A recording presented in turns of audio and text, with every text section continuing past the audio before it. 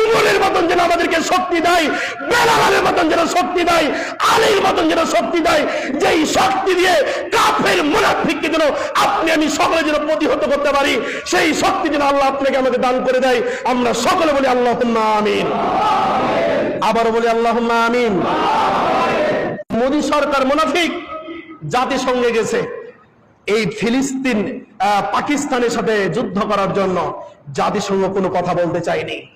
অনেক বড় বড় দেশের কাছে গেছেন মোদী মুনাফিক যে আমরা পাকিস্তানের সাথে যুদ্ধ করতে চাই, কোন দেশ তাকে যুদ্ধ করার জন্য অনুমতি দেয় নাই।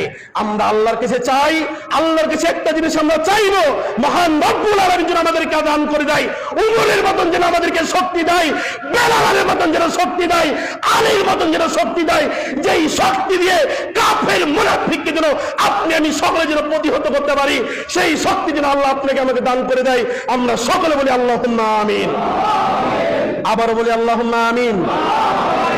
তবে আল্লাহ আমিন বলবো নামাজ পড়ে ইনশাআল্লাহ। মুনাফিকদের সাথে যুদ্ধ করতে যাব নামাজ পড়ে ইনশাআল্লাহ। নামাজ কখনো ছাড় দেব না ইনশাআল্লাহ। আল্লাহ রাব্বুল আলামিন আমাদের সবাইকে কবুল করে নেক। আমরা সকলে বলি আল্লাহুম্মা আমিন।